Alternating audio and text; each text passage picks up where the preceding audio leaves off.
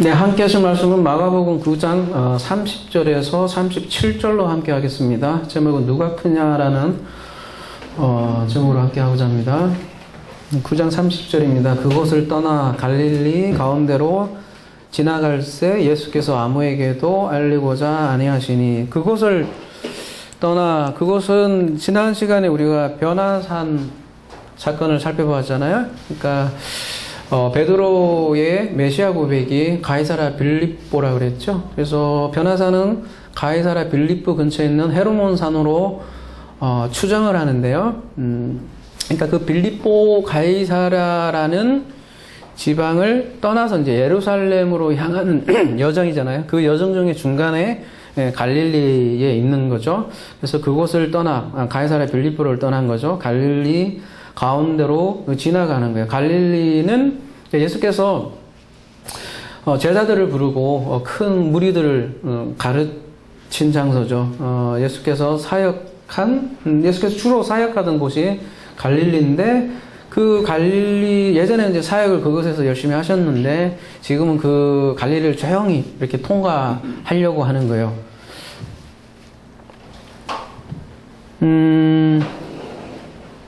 아무에게도 알리고자 아니하니라. 그러니까 알기를 원하지 않은 거죠. 지나가는 것을 그냥 지나가려고 그러는 거죠, 이제는.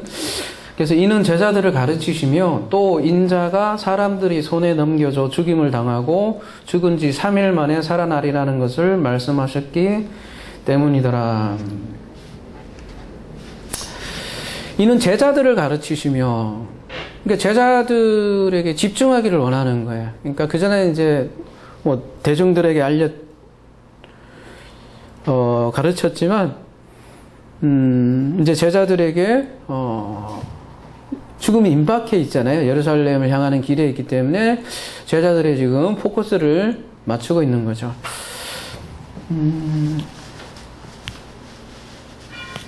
왜 무리들에게 이제 말하지 않고 제자들에게 말할까? 시간이 없기 때문일까요? 시간도 없지만, 근데 제자들은 여러분, 알아듣습니까? 제자들도 그렇게 예수님의 말씀을 퍼펙트하게 지금 알아듣는 것 같지 않아요. 그죠? 제자들도 여전히 잘 이해하지 못하지만, 무리들도 무지하고 제자들도 무지하지만, 그렇지만 제자들에게는 계속해서 가르친다는 거죠. 왜냐하면 나중에 제자들은 부활을 경험을 하고 예수의 말을 이해하게 된다는 거죠. 그러니까 제자들의 이해는 그렇게 말하자면 하나님의 은혜인 거죠. 지금은 못 알아듣지만 나중에 반드시 일어나기 때문이죠. 그래서 예수께서 제자들에게 무엇을 가르쳤냐? 바로 십자가의 죽음과 부활이라는 거죠. 죽임을 당하고 죽은 지 사흘 만에 살아나리라. 두 번째죠. 순환예고라고 흔히 얘기하죠. 그죠? 십자가 죽음과 부활. 첫 번째는 첫 번째 순환예고하고 베드로 반응이 나왔었죠. 이제 그리고 요거 두 번째 나오는 거야. 두 번째예요. 그죠? 근데 지금은 인자가 사람들의 손에 넘겨져. 우리나라 말로 보면 인자가 사람들의 손 이렇게 돼 있는데, 원어로 보면 인자, 히오스 안드로포스, 그죠? 그 다음에 안드로포스, 그러니까 인자, 사람 둘 다 안드로포스가 들어가 있어요. 언어 유희죠. 둘 다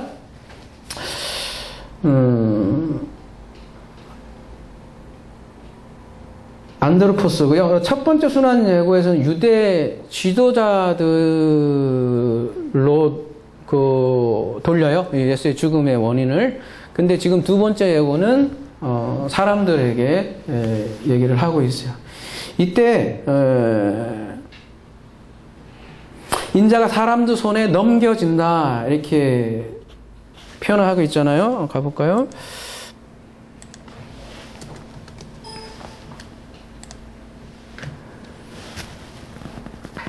파라디돔이라는 단어를 쓰고 있는데, 수동태라고 되어 있잖아요. 수동태, 파라디돔이. 근데 이 수동태인데, 이 신적 수동태라는 게 있어요. 헬라어에는 신적. 그러니까, 하나님에게 해당된다는 거죠. 그러니까, 말하자면 이런 거야. 유대인들이 하나님의 이름을 더럽힐까봐 그 하나님의 이름을 쓰지 않는 것처럼 이 주어 자체를 하나님이 파라디돔이 이런 말을 안 쓰는데 사실은 하나님이 파라디돔이 하는 거예요. 그거를 신적 수동태다 이렇게 얘기를 하고 있어요. 그러니까 하나님이 넘겨준 거죠. 근데 우리가 저 마가복음 14장 가보면 예수를 누가 넘겨줍니까? 유다죠. 가룟 유다가 예수를 넘겨주죠. 그래서 땅에서 보면 유다가 이렇게 넘겨주는 것 같지만 하늘에서 보면 궁극적으로 원인자는 궁극적으로 작가는 말하자면 하나님인 거죠. 그래서 하나님이 파라디돔이 한 거죠. 물론 사람들이 넘겨준 것처럼 보이지만 궁극적으로는 하나님이 작고고 하나님이 넘겨줬다. 그걸 신적 수동태다 이렇게 얘기를 해요. 그래서 인자는 죽음을 위해서 보냄을 받은 자이다. 아까 뭐 창세기 언어로 하면 샬라흐 당한 보냄을 받은 자다. 샬라흐 당한 자다라는 거죠. 그러니까 그래서 그리스도의 죽음은 이미 창세기 3장에 이미 예언이 되어 있다. 그렇게 얘기를 하는 거죠. 왜? 우리를 위함이라는 거죠. 그래서 그 로마서에서는 이렇게 얘기를 합니다. 자기 아들을 아끼지 아니하시고 32절 우리 모든 사람을 위하여 내주시니가 어찌 그 아들과 함께 모든 것을 우리에게 파라디돔이 하지 아니하겠느냐 이렇게 얘기를 하고 있죠. 하나님은 자기 아들을 아끼지 않는다. 아버지죠. 아버지가 아들을 아끼지 않는다. 오전에 또 모리아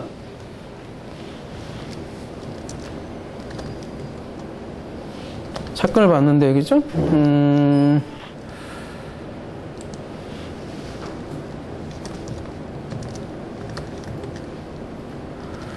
오전에 6절이었나요? 그랬는데 지금 12절 가보면 창세기 3장 22장 12절 이렇게 표현이 되어 있어요. 그죠? 사자가 이르되 그 아이에게 내 손을 대지 말라. 그에게 아무 일도 하지 말라. 내가 내 아들 내 독자까지도 내게 아끼지 아니하였으니 내가 이제야 내가 하나님을 경외한 줄을 아노라.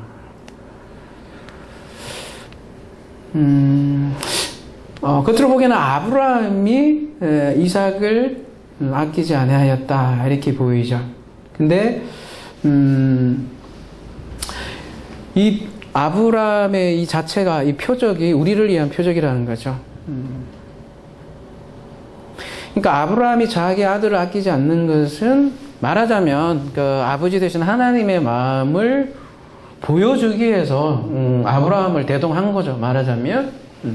그래서 그 아버지의 사랑으로 여호와 이레, 그러니까 우리가 그를 보리라 그 뜻이잖아요. 여호와 이레, 우리가 그를 보리라. 아버지의 사랑으로 우리가 그를 보리라, 그리스도를 보리라, 그런 고백으로 인도한 거죠.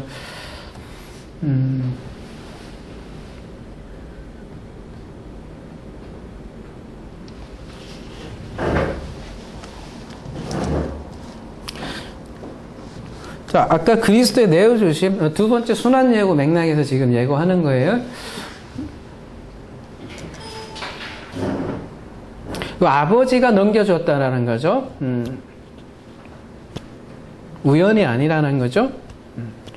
그래서 이사야 53장 6절에는 우리는 다 양 같아서 그릇 행하여 각기 제각길로 갔거늘 여호와께서 우리 모두의 죄악을 그에게 담당시켰도다. 12절 그러므로 내가 그에게 존귀한 자와 함께 목을 받게 하며 강한 자와 함께 탈취한 것을 나누게 하리니 이는 그가 자기 영혼을 버려 사망에 이르게 하며 범죄자 중 하나로 헤아림을 받았음이니라. 그러나 그가 많은 사람의 죄를 담당하며 범죄자를 위하여 기도하였느니라. 많은 사람을 위하여 죄를 담당하며. 그러니까 아들의 죽음은 모든 사람을 위한 죽음이다 이렇게 얘기했는데, 그래서 아들을 인자라고 이제 아까 표현했잖아요. 그죠? 거기도 안드로포스고, 그래서 안드로포스의 죽음은 안드로포스를 위한 이함이다 그 얘기잖아요. 말하자면. 그죠? 이 언어 유의라고 했어요. 그죠? 그러니까 사람의 아들을 죽인 거죠. 안드로포스들이 안드로포스의 아들을 죽였잖아요. 근데 그 죽음이 어때요? 안드로포스를 위한 거다. 사람을 위한 거라는 거죠.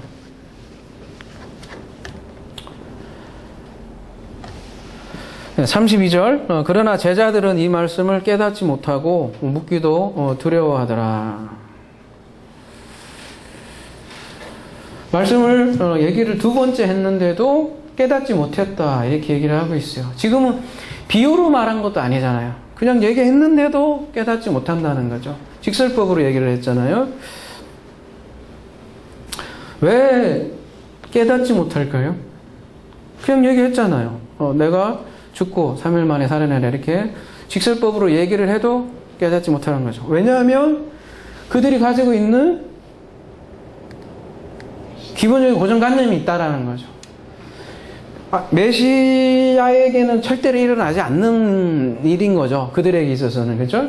메시아가 죽는다니 말도 안 된다는 거잖아요. 요즘 손흥민이가 잘 나가잖아요. 근데 경기에 나가기 전에 그래도 친구들에게 얘기를 하는 거예요. 오늘 내일 경기에는 내가 두 발 묶고 경기를 뛴다 이러면 뭐라고 그러지 친구들이? 말도 안 된다고 할 거 아니에요. 그죠? 그 정도로 말도 안 된다고 생각하는 생각인 거죠. 메시아가 죽는다니 말이 안 된다는 거죠.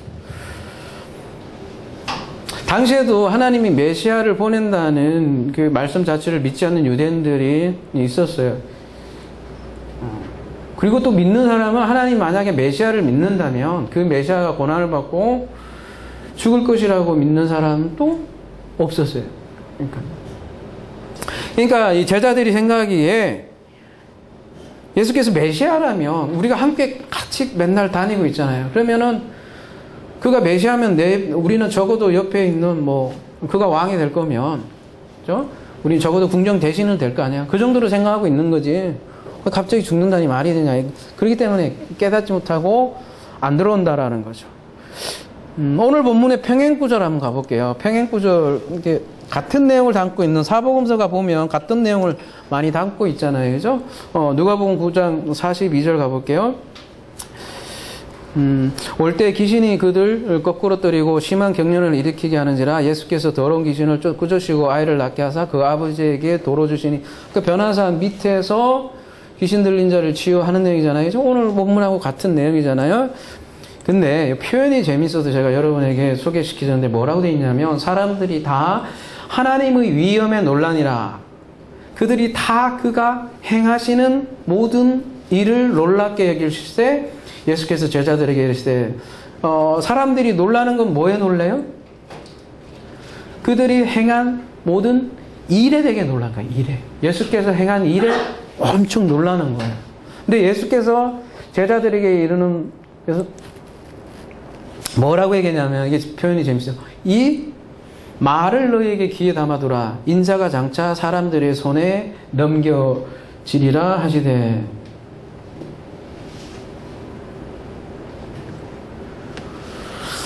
사람들이 일에 놀라는데 예수께서는 뭐래요? 이 말을 귀에 잘 담아두어라 이렇게 얘기를 하고 있잖아요. 그죠? 사람들은 기먹은 벙어리 고치는 기적에 놀라지만 예수께서는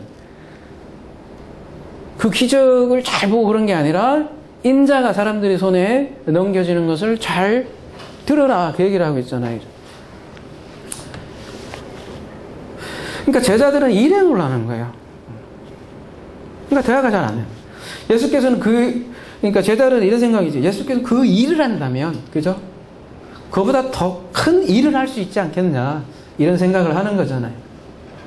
그러니까 예수께서 행한 일을 보니까, 놀라운 일을 보니까, 왕도 할 수 있겠다 이거지. 근데 예수께서는 그 일이 아니라, 뭐를요? 말을 잘 들어라. 그리고 그 말의 내용이 뭐냐면, 인자가 장차 사람들의 손에 넘겨질 것이다. 그렇게 얘기를 하고 있는 거죠. 지금 오늘 본문이 두 번째 순환 예고인데요. 공통점이 있어요. 세 번에 걸친 순환 예고를 하는데,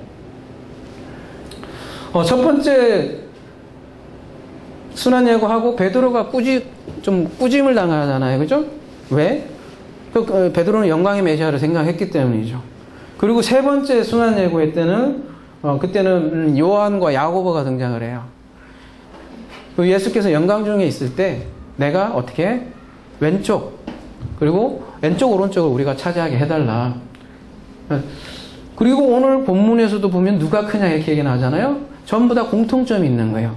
꼭 예수의 죽음과 부활을 얘기를 하면 제자들은 그 죽음에 대해서 신경 쓰는 게 아니라 내가 어떤 지위에 있는가, 내가 어떤 위치에 있는가를 관심을 가지고 있는 거예요. 그러니까 뭔가 대단히 착각을 하고 있는 거죠. 지금 예루살렘을 향하는 길은 죽음을 향한 길인데 제자들은 아직도 예수께서 한 말을 이해 못하는 거예요. 그걸 그리고 있는데 다시 오늘 본문으로 가볼게요.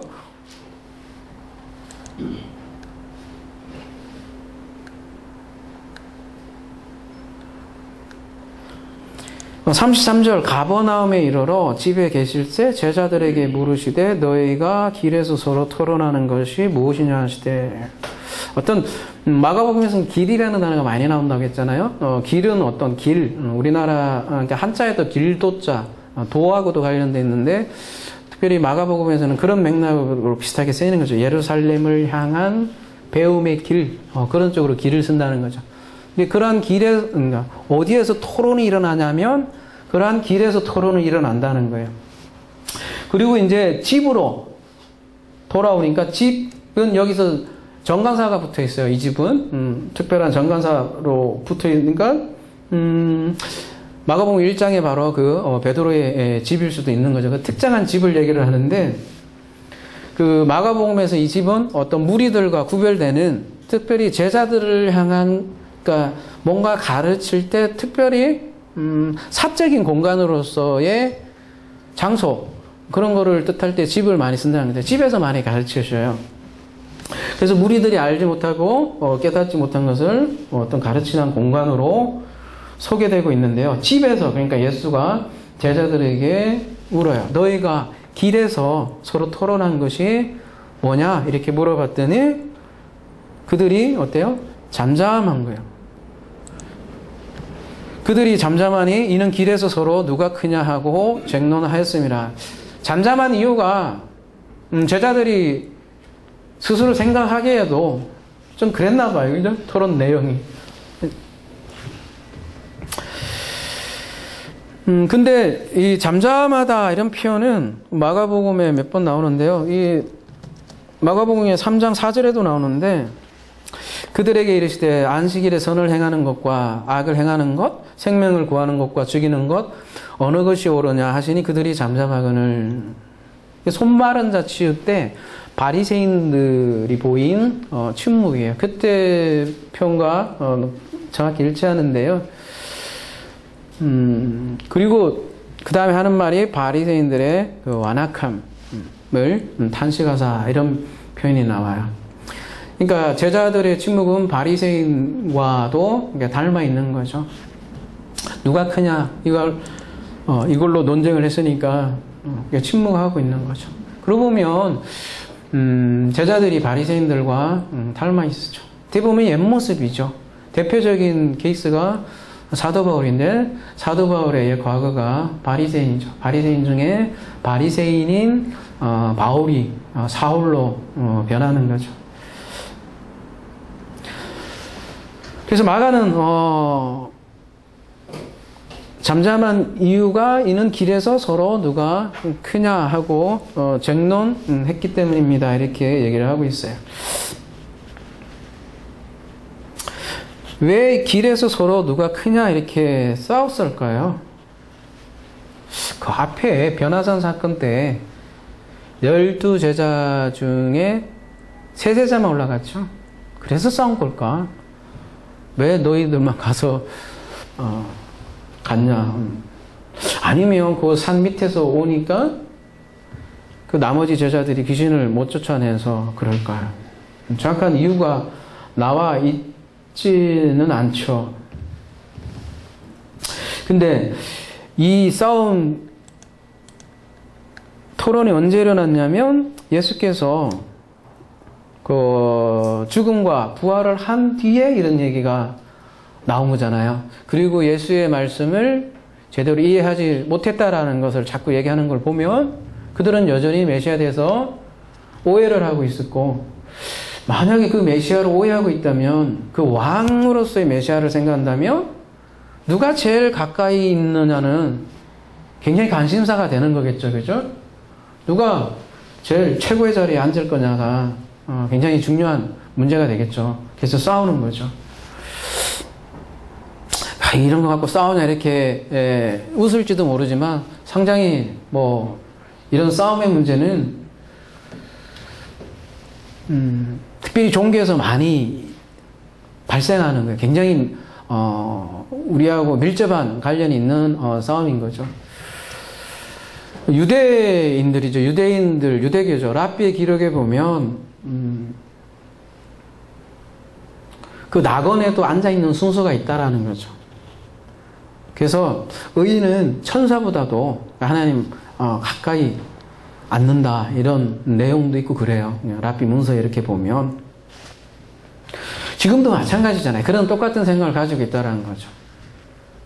누가 크냐, 하나님 나라에서 누가 크냐, 이런 관념들이 우리 종교인들에게 있다라는 거죠. 무슨 얘기냐면 어떤 사람들은 많이 알면 더 하나님께 가까이 있고 더 크다, 더 클 것이다 이렇게 생각하는 거죠. 일종의 상급론. 내가 선행을 많이 하면 상급이 크다. 그것도 누가 크냐의 논쟁이라는 거죠. 누가 충성 봉사를 많이 하느냐, 충성 봉사 많이 한 사람이 상급이 많을 것이다. 이것도 누가 크냐 논쟁하고도 같다라는 거죠. 그러니까 예루살렘을 향한 길인데 예수께서 죽음을 예고했는데 그들은 상급을 원하는 거죠. 말하자면 자리를 원하고, 그리고 이왕이면 첫째가 되기를 원한다는 거죠. 최고가 되기를 원하는 거죠. 그래서 예수께서 이제 그들이 가지고 있는 생각을 좀 깨부시려고 하는 거죠. 그래서 앉으사, 앉다라는 거는 그냥 단순히 앉아라는 의미다라기보다는 카티죠. 이렇게 산상순에도 보면 예수께서 앉으시고 입을 열어 이렇게 앉는다는 건 뭔가 가르치는 의미를 가지고 있어요. 의자에 앉아서 가르치는 거예요. 예수를 제자를 12제자를 불러요. 그리고 이르시되 누구든지 첫째가 되고자 하면 무사람의 끝이 되며 무사람을 섬기는 자가 되어야 하리라 하고,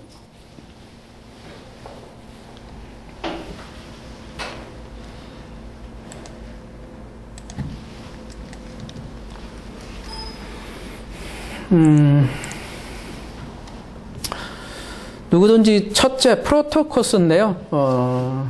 최고, 그죠? 최고란 뜻이죠. 으뜸, 최고. 누구든지 프로토스가 되고자 하면 에스카토스가 되라.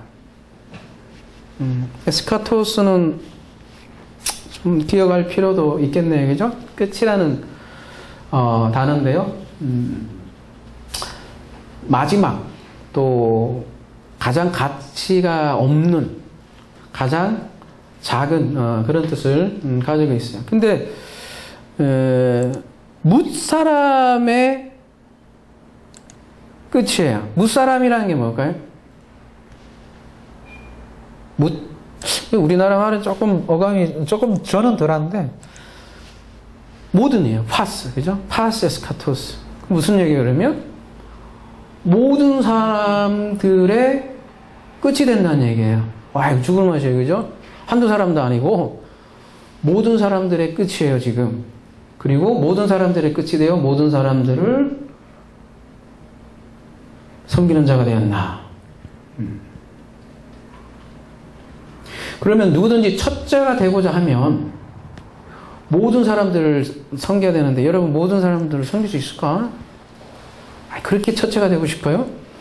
난 첫째가 안 되고 말겠어. 이게 모든 사람들의 섬기는 그 정도로, 그죠? 박의 정신을 알리는 거라면 첫째가 안 되고 말지, 그죠? 보통 일이 아니라는 거잖아요. 한두 사람 끝도 아니고 모든 사람들의 끝이란 말이죠. 그래서 단순히 최고가 되기 위해서 인내를 얘기하는 것은 본문은 적어도 얘기하는 게 아니라는 얘기죠. 가장 가치 없는 자, 가장 작은 자가 되어야 한다? 거꾸로 말하면 가장 작은 자가 모든 사람을 섬길 수 있다 이 얘기인데 누가 이렇게 할 수 있을까요 진짜?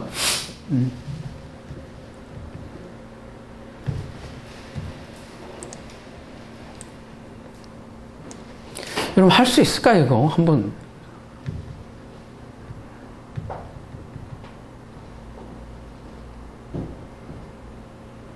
저는 안 되는 것 같아요. 저는 운동을 해도 1등을 하고 싶지 꼴찌를 하고 싶지도 않고 솔직히 안 그래요 저는. 뭐 좀 잘하고 싶지.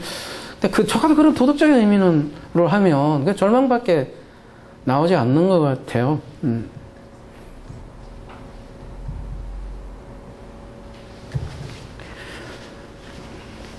그래서 이 에스카토스인데 그죠? 가장 끝 아무리 봐도 저에게 해당되지 않는 언어 같아요. 그래서 빌립보서 2장에 가보면 2장 5절 너희 안에 이 마음을 품으라 곧 그리스도 예수의 마음이니 그는 근본 하나님의 본체시나 하나님과 동등됨을 취할 것으로 여기지 아니하시고 오히려 자기를 비워 종의 형체를 가지사 사람들과 같이 되셨고 사람의 모양으로 나타나사 자기를 낮추시고 죽기까지 복종하셨으니 곧 십자가에 죽으심이라. 이 십자가의 죽으심이라. 원문은 십자가의 죽음 이렇게 되어 있고요. 십자가의 죽음까지 순종하였습니다. 이렇게 번역을 하면 될 것 같고요. 이름으로 하나님이 그를 지극히 높여 모든 이름 위에 뛰어난 이름을 주사. 이게 말하자면 프로토스 아니에요, 그죠? 오늘 마가복음 9장에 똑같은 내용이 빌립보서 2장 5절이잖아요, 그죠? 그리스도 이야기잖아요. 그가 에스카토스 끝이 되었는데 이름으로 하나님이 그를 지극히 높여 모든 이름 위에 뛰어난 이름을 주었습니다. 에스카토스가 되었지만 프로토스가 되었습니다. 그 얘기가 똑같잖아요. 그죠? 죽음으로 영광이 된다는 그런 얘기죠. 좀 더 나가서 하늘에 있는 자들과 땅에 있는 자들과 땅 아래 있는 자들로 모든 무릎을 예수의 이름에 꿇게 하시고 모든 입으로 예수 그리스도를 주라 시인하여 하나님 아버지께 영광을 돌리게 하셨느니라. 그러니까 이 그리스도의 죽음을 나타내네요. 그러니까 이게 끝이 된다는 게 보통 문제가 아니네요. 그죠? 예수께서 에스카토스가 되어서 죽었죠. 그 죽음으로 첫자가 되었다라는 거죠. 그래서 모든 사람의 에스카토스가 되라는 말은 십자가 죽음을 뜻하는 것이다. 그래서 순환예고, 앞에 순환예고라고 했잖아요.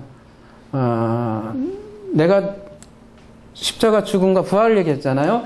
이 순환예고의 연장선상에서 이 얘기를 하는 거다. 이 얘기는 바깥에서 그 얘기를 하다가 제자들이 싸우잖아요. 순환예고를 제대로 이해하지 못하니까 그 순환예고를 다시 한 번 더 가르치기 위해서 이 얘기를 또 하는 거다. 단순히 우리가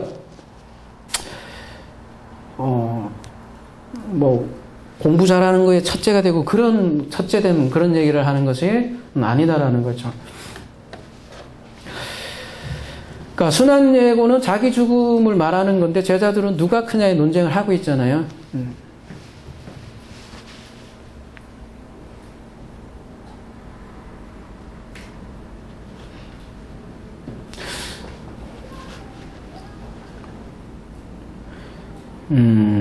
자기 죽음, 그리스도의 죽음과 부활이잖아요. 이 그리스도의 죽음과 부활은 곧 우리의 죽음과 부활로 직결되잖아요. 그러니까 우리의 죽음과 부활이라면 자기 죽음과 부활과 직결되는 문제라는 거죠. 이때 자기라는 것은 곧 나잖아요. 근데 이 나라는 것은 결국 크고 작음이 없다라는 거죠. 나중에. 근데 제자들은 이 내가 크다, 네가 크다라고 싸우고 있는 거잖아요. 물론 이제 표면적으로는 지위 가지고 싸우고 있지만 근본적으로는 나의 큼에 대해서 지금 싸우고 있는 거 아니에요. 근데 사도 바울은 나중에 갈라디아서 2장 20절에 우케티에고 나는 더 이상 내가 아닙니다. 나의 존재 자체의 전적인 부정이잖아요. 그러니까 하나님 나라에서는 그 크고 작음에 대해서 비교를 할 수가 없는 거죠. 그러니까 첫째가 되고자 하면 끝이 되라 하면 끝이 되면 첫째가 된다는 얘기가 아니에요. 그러면 다시 천국에서 서열이 또 정해지는 거잖아요. 근데 이 우케티에고 내가 죽는다. 죽으면 그것으로 끝나는 것이 아니라 아까 빌립보서 2장에서도 예수에게 이름을 주사 이런 얘기를 하잖아요. 그죠? 우리에도 마찬가지로 새로운 이름을 주어진다는 거죠. 오늘 본문과 관련된 병행구절 몇 군데만 볼까요? 뒤에도 또 나와요. 제자들이 또 싸우고 있어. 세 번째 순환과 예고. 그러고 보면 순환 예고와 이 좀 크기 논쟁은 항상 같이 있는 거죠. 그러면 순환 예고를 한 거는 크기를 그냥 싹 잘라놓은 내용이라고도 할 수 있는 거잖아요. 그죠? 여기 무슨 내용이 나냐면 너희 중에 그렇지 않을지니 너희 중에 누구든지 크고자 하는 자는 너희를 섬기는 자가 되고 너희 중에 누구든지 으뜸이 되고자 하는 모든 사람의 종이 되게 하여. 여기 으뜸이 되고 종이 되고 이런 표현들 한 몇 가지만 볼게요. 누가복음에 가볼게요.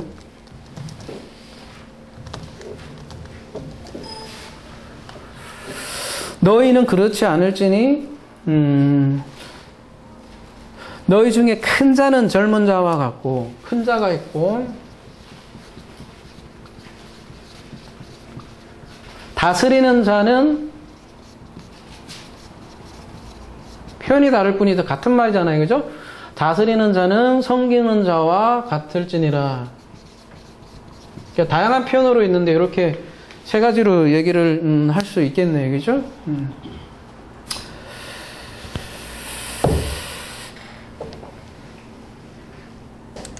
앉아서 먹는 자가 크냐 섬기는 자가 크냐 앉아서 먹는 자가 아니냐 그러나 나는 섬기는 자로 너희 중에 있다 이렇게 얘기를 하고 있네요. 이러한 관계는 요셉이 참 잘 그리고 있는데요. 끝. 그죠? 요셉은 보면 거의 뭐 종으로 살았죠. 그 다음에 젊은 자, 섬기는 자로 살았는데 나중에 보면 으뜸이 돼요. 다스리는 자가 됩니다. 그죠?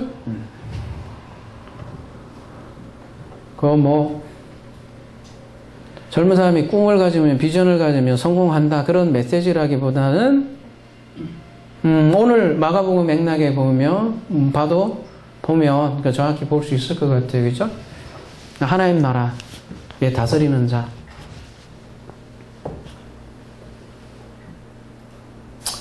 야곱도 보면 더 젊은 자잖아요. 어떻게 보면. 그죠? 근데 큰 자가 되잖아요. 근데 뒤에 이제 어린아이가 나오죠. 마침 그 집 안에 어린아이가 있었나 봐요. 그죠? 어린아이가 등장하는데 말하자면 이 어린아이를 왜 데리고 예수께서 얘기를 하겠어요? 이 젊은 자, 섬기는 자를 한꺼번에 합쳐서 예로, 표본으로 해서 얘기를 하는 거죠. 이제 비유로 얘기하려고 어린아이를 얘기하는 거죠. 뭐라고 얘기하냐면 어린아이 하나를 데려다가 그들 가운데서 세우시고 안으시며 제자들에게 이르시되 누구든지 내 이름으로 이런 어린아이 하나를 영접하면 곧 나를 영접하며 누구든지 나를 영접하면 나를 영접함이 아니요 나를 보내신 이를 영접함이니라. 왜 어린아이일까요?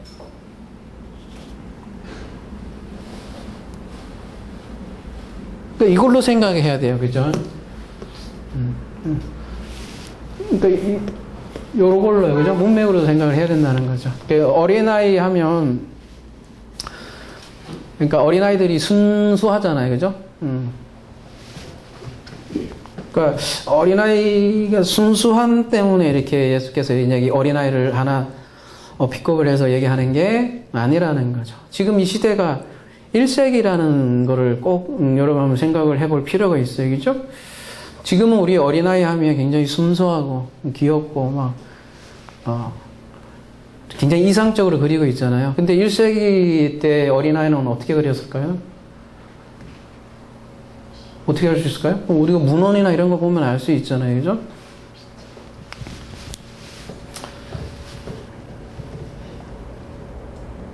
우선 유대인들은 일단 율법적으로 생각을 해요. 이 유대인들은 어린애들은 일단은 율법을 지킬 수 없는 자로 이렇게 생각을 하기 때문에 아직 언약 백성이 되지 않은 자들을 이렇게 간주한다라는 거죠.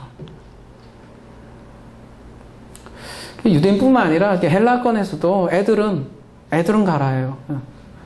애들은 가. 그래서 인권이라는 게 없어요. 1세기 때는 아동 인권이라는 게 없고 사람 대접을 못 받았다라는 거죠. 우리나라도 그래요. 여러분 어린아이가 사람 대접 제대로 받은 지가 얼마 안 돼요. 지금도 뭐 학대당하는 어린아이도 있지만 대체적으로 좋아졌다고 하지만 우리나라도 어린아이 방정환의 어린이날인가요? 언제 제정됐어요? 100년도 안 돼요. 1929년인가요? 22년. 그러니까 이게 어린아이라고 하면 바로 이 젊은 자, 성기는 자처럼 사람 대접받지 않는 그런 아이로서의 어린 아이라는 거죠. 그러니까 말하자면 앞에 모든 사람의 끝이라고 할 수 있어요. 어린아이는. 사회적으로 가장 하찮은 존재로 취급을 받는 에스카토스의 좋은 예로서 어린아이를 지금 얘기를 한다는 거죠. 근데 그 에스카토스를, 어린아이를 영접을 하면 곧 나를 영접한다 이렇게 얘기를 하고 있네요.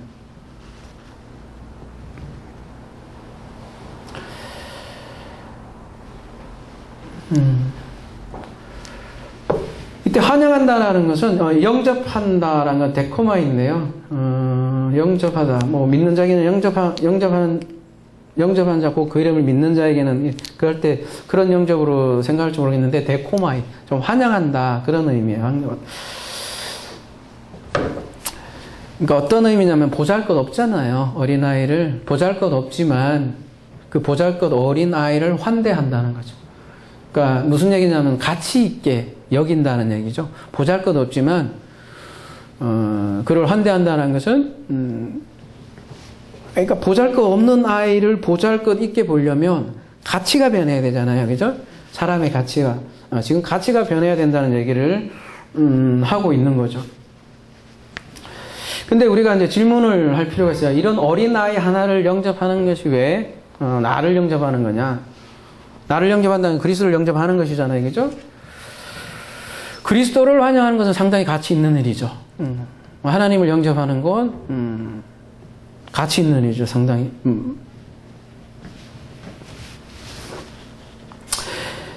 근데 어린아이는 상당히 값이 없어 보이는 애인데 그 어린아이를 환영한다는 것은 모든 사람의 끝으로 보이는 그 아이를 끝으로 보지 않고 중요하게 보는 것이니까 가치가 역전된 것이기도 하고요. 그죠? 가치 체계가 바뀌는 것이기도 하고요.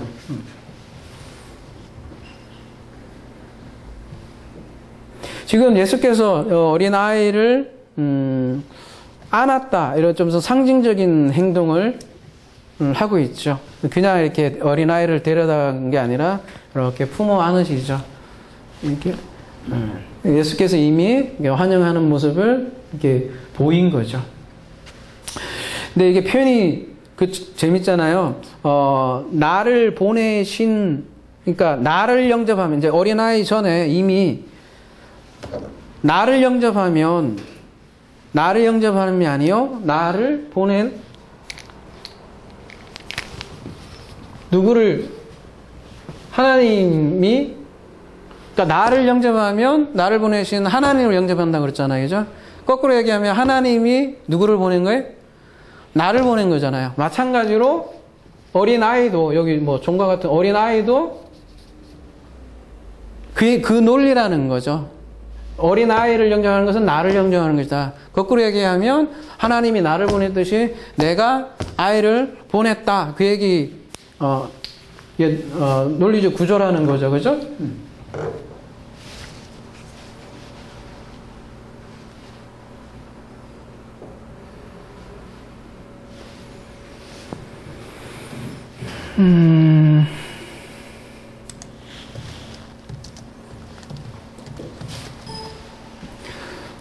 관련 구절로 이 부분을 좀 더 생각해 봅시다. 그러니까 어린아이를 영접한다는 것이 무엇인가. 그리고 어린아이를 그리스도가 보냈다. 그리고 그 어린아이를 영접하는 것이 왜 또 그리스도를 영접하는 것인가. 이 부분에서 좀 더 생각해 보도록 하겠습니다. 관련 구절에서 마태복음 18장입니다. 3절. 이르시되 진실로 너희에게 이르노니 너희가 돌이켜 어린아이들과 같이 되지 아니하면 결단코 천국에 들어가지 못하리라.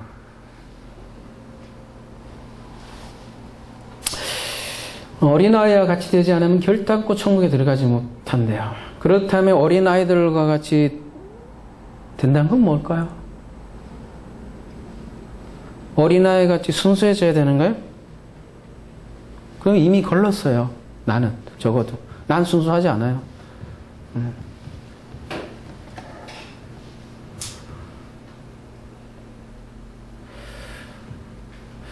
그리고 우리가 아까 어린아이의 그 다음, 그 1세기 때 봐도 존중받는 모델이 아니라고 그랬어요. 그죠? 근데 그 존중받지 않는 모델을 예수께서 지금 얘기를 한단 말이에요. 여러분, 어린아이와 반대되면 좀 어른이라고 한다면, 그죠? 나이가 좀 있는 자라고 한다고 하면, 나이를 먹는다는 거는 뭘까요? 하여튼, 나이를 먹는다는 거는 뭐가 자꾸 생기죠. 뭐가 자꾸 쌓이고, 그죠? 그 사람이 걸어온 길이 담겨있고, 지식이 담겨있고, 지식이 쌓이고, 학력이 쌓이고, 명예도 쌓이고, 그죠? 그래서 나이를 먹은 사람은 내가 어떻게 살아왔느냐가 되게 중요하잖아요. 근데 어린아이는 어때요? 말이 순수한 거지. 그 거꾸로 보면 어때요? 배고플 때 깽깽거리고, 은까 나를 때 은까 쭉 싸버리고, 그죠? 그렇게, 그러니까 아이가 우리가 부모로서, 아이가 이렇게 뭐 이렇게 해서 이쁜 거 아니잖아요. 애가 똥을 싸도 이쁜 거잖아요. 그러니까 해도 이쁜 게 아이잖아요. 그래서 아이에게는 의라는 게 있을 수가 없어. 자기 의라는 자체가 있을 수 없잖아요. 그죠? 그 아이의 이쁘고 안 이쁨이 부모에게 달려 있는 거지. 마찬가지죠. 우리는 사실은 어린아이와 같다라는 거죠. 그러니까 뭔가 잘해서 순수해져서 하나님 나라에 들어간 게 아니라 사실은 그러한 위치에 있다라는 거죠. 그러니까 출애굽기에서 그냥 긍휼을 여기는 자도 아버지고, 그러니까 그 긍휼이 여기는 분이 부모에 있는 거죠. 아버지에 있는 거죠. 그런 의미에서 지금 여기에서는 어린아이를 얘기하는 거겠죠. 그래서 그러므로 누구든지 이 어린아이 같이 자기를 낮추는 사람이 천국에서 근자니라. 그러면 또 자기를 막 낮춰야 되나요? 조금 뉘앙스가 다른데, 그러므로 누구든지 이 어린아이와 같이 자기를 낮추는 이 지금 미래형이에요. 여기 원문에 보면 미래형인데, 그렇게 미래형으로 해석을 하게 된다면 어린아이 같이 낮추게 될 그 사람이 천국에서 큰 자니라. 그리고 이 어린아이는 가장 낮은 자다 이미지죠. 낮은 자가 천국에서 큰 자다 이렇게 얘기하는 거잖아요.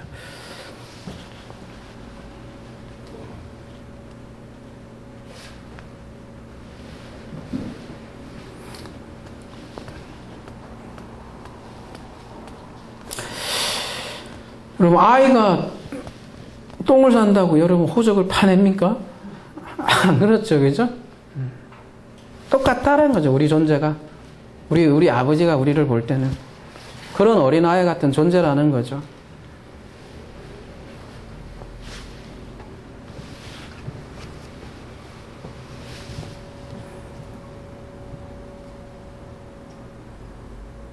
그러니까 이 아이가 에스카토스를 대변을 하죠.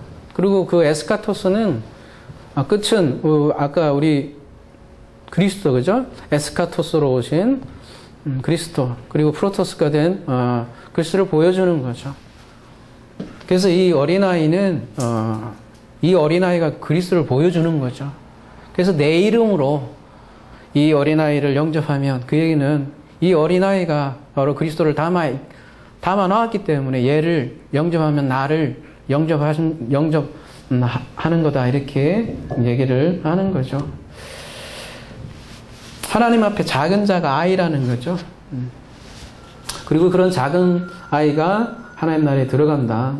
다른 말로 그게 십자가 죽음이다. 십자가 죽음, 그래서 작은 자로 서는 것이죠.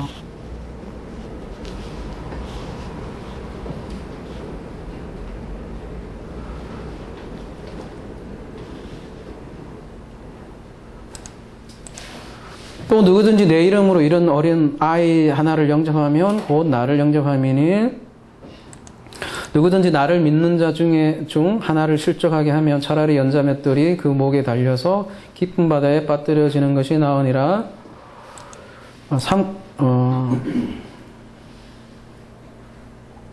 10절로 넘어가겠습니다. 시험 관계상. 삼가 이 작은 자 중에 하나도 없인 여기지 말라. 너에게 말하노니 그들의 천사들이 하늘에서 하늘에 계신 내 아버지의 얼굴을 항상 배움느니라.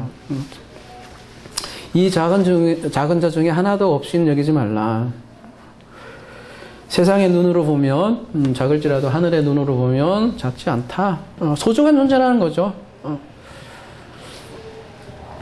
얼마나 소중한지를 이렇게 얘기를 하는 거예요. 그들의 천사들이 하늘에 계신 내 아버지 얼굴을 항상 본다. 천사들은 구원받을 상속자들을 위한 섬기는 영이다. 히브리서 1장에서 그렇게 얘기를 했잖아요, 그죠?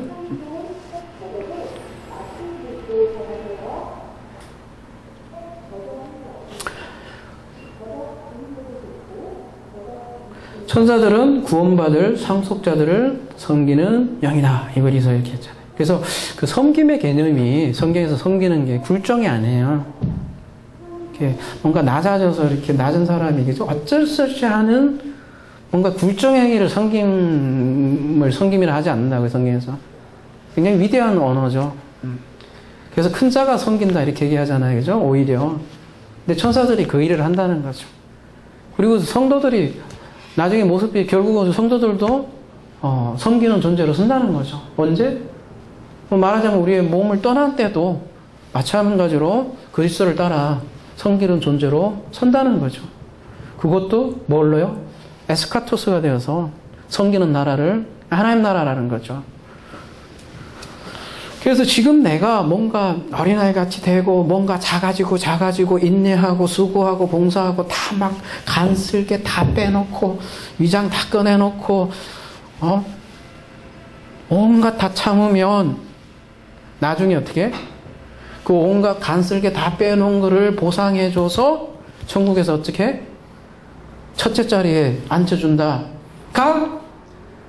아니에요.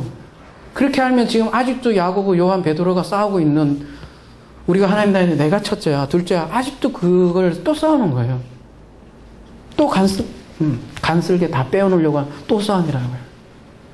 그걸 얘기하는 게 아니라 예수의 언어를 잘 보세요. 보면 크고 작음이 있다는 게 아니에요.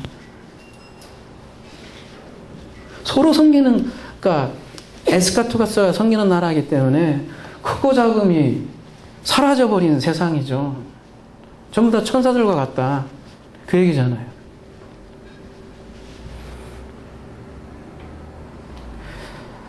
어, 14절 하나 볼게요. 이와 같이 이 작은 자 중에 하나라도 잃는 것은 하늘에 계신 너희 아버지의 뜻이나, 이 얘기가 무슨 얘기냐면 이 작은 자도 하나, 그러니까 그 자 중에 하나도 잃지 않는다는 것, 이 작은 자도 되게 소중하다라는 거잖아요. 그러니까 여기 젊은 자, 섬기는 자, 이 아이가 세상 관점으로 되게 작아요. 막 별 볼 일 없어요. 얘는 구원하지 못할 놈이고 뭐 이렇게 그런 눈으로 보지만 이 작은 자 하나도 소중하다라는 거잖아요. 이 내용하고 똑같이 내용을 담은 비유가 뭐예요? 예를 들면 누가복음 15장에 예수께서 그들에게 비유로 이르시되 너희 중에 어떤 사람이 양 100마리가 있는데 그중 하나를 잃으면 99마리를 들고 그 잃은 것을 찾아가기까지 찾아다니지 않아야겠느냐. 그러니까 한 마리의 양도 마찬가지로 그런 의미인 거죠. 이 하나가 더 크다는 것도 아니고 이 잃어버린 양 한 마리가 말하자면 앞에서 말한 이 작은 자 중에 하나하고도 같은 내용이겠죠. 마태복음 25장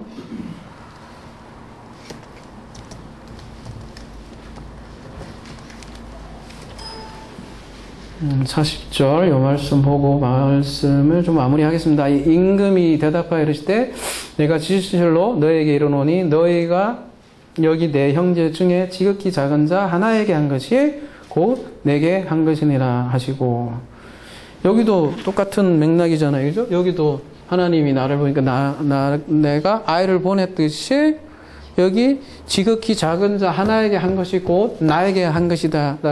이렇게 그 얘기는 여기 지극히 작은 자 하나를 보낸 이가 그리스도라면 지극히 작은 자 하나가 뭐 여러 가지로 있을 수 있겠죠. 이게 이제 좀 더 확대해서 얘기한다면, 그죠? 지극히 작은 자 하나가 이쁜 사람들도 있겠지만 아주 그 왼수 같은 놈도 내 옆에 지극히 작은 자 하나로 있을 수 있다라는 거예요. 우리 삶에서. 근데 그가 하나님이 보낸 자일 수 있다? 아니요, 하나님이 보낸 자라고요. 근데 그걸 생각하면 섬뜩해진다라는 거죠. 예를 들면 야곱이 씨름을 해요. 열심히 씨름을 했어. 이놈의 새끼는 왼수야 라고 막 네가 이기냐 내가 이기냐 막 싸워. 원수인데 알고 보니까 나중에 보니까 누구예요? 하나님이 보낸 사자잖아요. 그죠? 내가 하나님을 보았구나. 내가 하나님을 보낸 사자잖아요.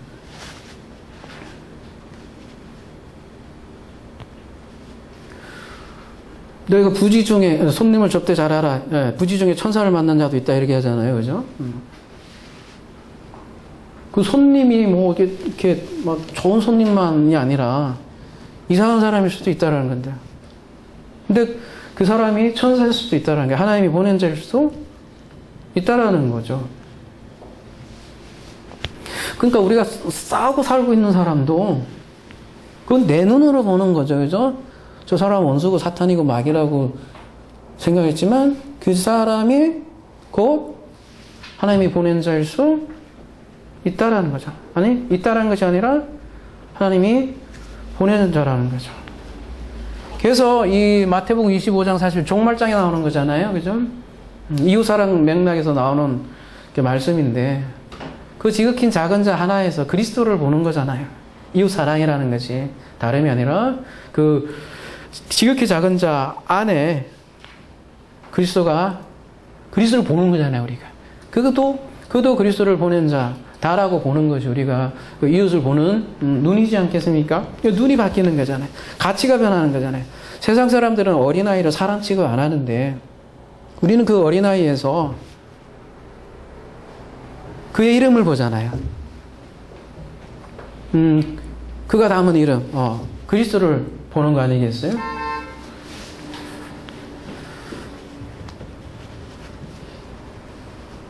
근데 사람들은 참 메시아를 좋아한다는 거예요.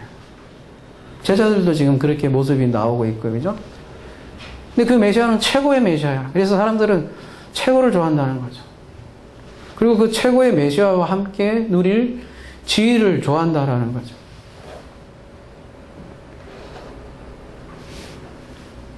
근데 그런 제자들에게 예수께서는 지금 가르치는 거죠. 어린아이를 통해서 하나님 나라의 참 본질에 대해서 얘기를 하는 거죠. 하나님 나라는 크고 작음이 사라진다는 거죠. 그리고 심지어 좋은 사람, 나쁜 사람도 없어지는 거죠. 우리가 신앙생활 하면서 처음은 그런 것 같아요. 뭐 지금도 그럴지도 모르겠어요. 계속 죽어가는 거겠지만 처음 신앙생활 때는 최고가 되고 싶지 않아요. 그죠? 신앙생활도 최고가 되고 싶은 거예요. 가장 멋진 신앙인이 되고 싶고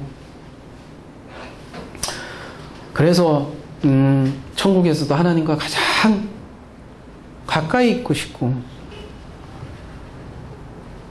속된 표현을 하면 천국에서 이 세상에서는 내가 희생해서 아파트, 그죠? 쥐똥만한 아파트에서 살았는지 모르지만 교회에다가 나 갖다 바쳐갖고, 그죠? 근데 내가 천국에서는 가장 큰 평수에 그것도 금으로 된 아파트를 꿈꾸며 살아갈지 몰라요. 그래서 그 천국을 위해서 지금 내가 희생하면서 봉사 할지도 모르겠어요. 근데 그게 참 희생정신인 것 같고 인내처럼 보이는 신앙생활 같지만 그 근본적인 그 근저에 들어가면 그게 뭐가 들어가 있냐면 그게 첫째가 되고자 하는 욕망이 그 안에 있는 거예요. 그 헌신이라는 이름 안에도요.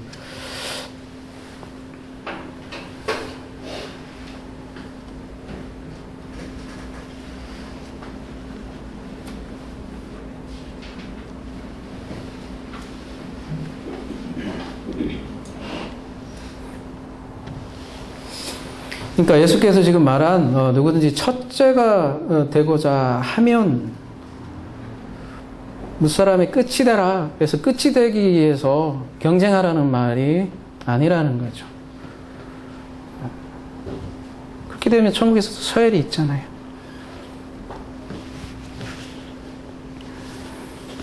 누가 크냐? 비교하냐에 결국은, 그죠? 이 비교 때문에 우리의 마음이 얼마나 응그러져요, 사실은. 우리가 살아가면서도, 그죠? 돈을 더 갖고 싶어요, 사실. 필요하죠. 근데 필요한 것만큼이 아니라 더 갖고 싶은 이유 중에, 큰 이유 중에 하나가 비교하잖아요. 저 사람은 저만큼을 가지고 있는데,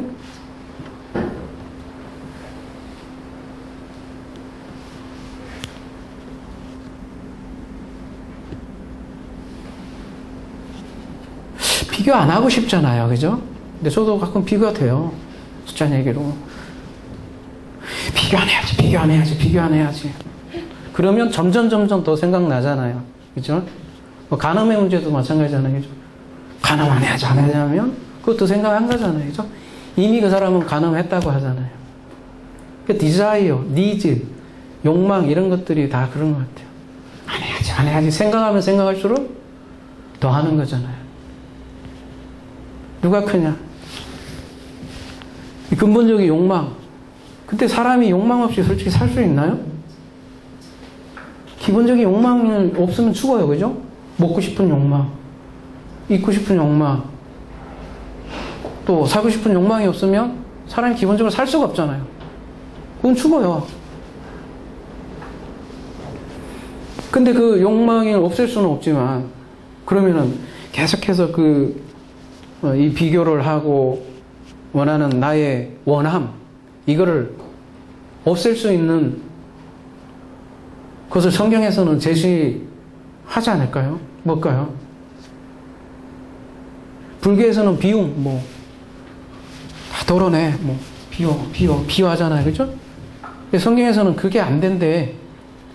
비유하면 어떻게 한대? 더 생각난다고. 머리 깎으면 더 생각나고, 고기 안 먹으면 고기 더 생각나고. 성경은 그렇게 얘기한다는 거죠. 성경에서는 비워라 그렇게 얘기 안 하고, 어떻게 얘기한다? 욕망을 해결할 수 있는 욕망은 가장 큰 욕망. 긍정적인 욕망이겠죠. 그죠? 그게 채워지면 나머지 욕망들은 잽도 안 되더라. 그렇게 노래하고 있죠. 그죠? 그 노래 한번 보고 마치도록 하겠습니다.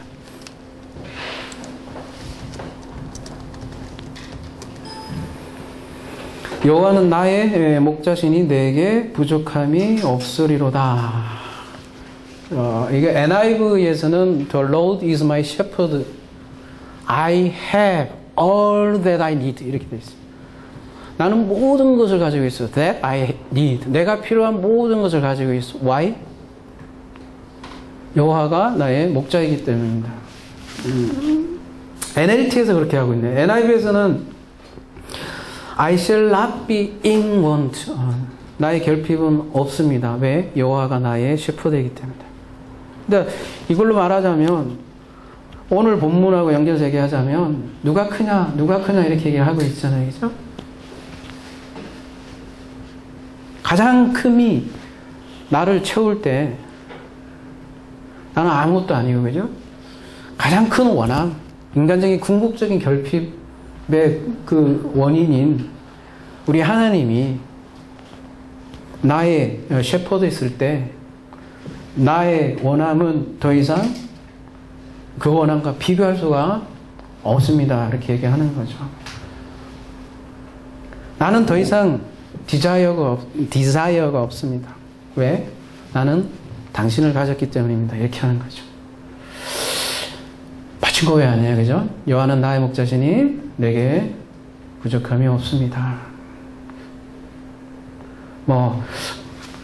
여러분이 요즘 아파트 분양도 하고 계신 분도 있고, 또 돈을 벌죠. 그런 거 저는 벌지 말라, 어디 분양받지 말라 한 얘기가 한 번도 없습니다. 근데 다만, 그 모든 우리의 일상생활, 또 필요한 모든 것에 근저에 있는 이 The Lord is my shepherd라는 이 가장 큰 그 근원인 우리 아버지를 배경에 두고 아파트도 분양하고, 그렇다면 우리의 근본적인 결핍이 해소된다는 거죠. 아무쪼록 여호와는 나의 목자시니 내게 부족함이 없습니다. 이 고백이 저와 여러분의 고백이 되길 기도합니다.